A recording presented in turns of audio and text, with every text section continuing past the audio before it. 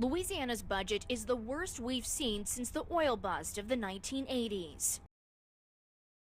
This week, the state's revenue estimating conference increased its projections, an $870 million budget shortfall this year and more than $2 billion for the next fiscal year, which starts in July.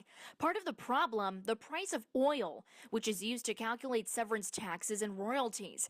For every dollar drop in the price of a barrel of oil, the state loses $12 million in revenue. When the budget was calculated more than a year ago, it was based upon oil prices that are double what they are right now.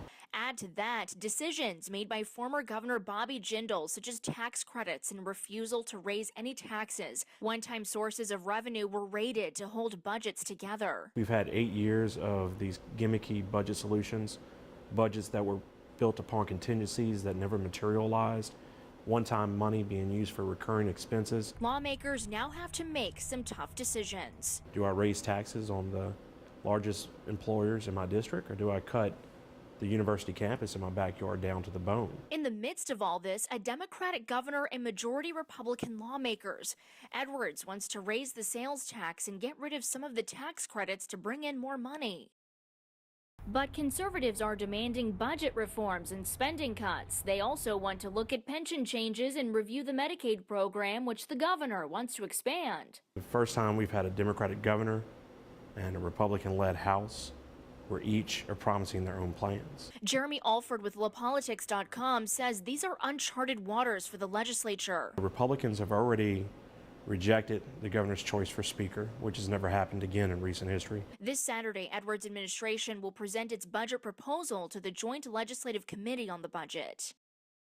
The Republicans have their own study group that's going to come out with their own plan. So we're going to see warring plans. We're going to have a Democratic administration with this one plan, the Republican House with another, and it's starting to look more and more like Washington, D.C. Then on Sunday, the House and Senate will gavel in the 3-week special session. They need to have a solution by the end of that special session on March 9th, unless they intend to come right back in another special session, possibly after the regular session ends in early summer, which is really, if they have to do that, that's the time crunch. The fiscal year ends June 30th. So what happens if they don't find a solution? The new fiscal year begins July 1st.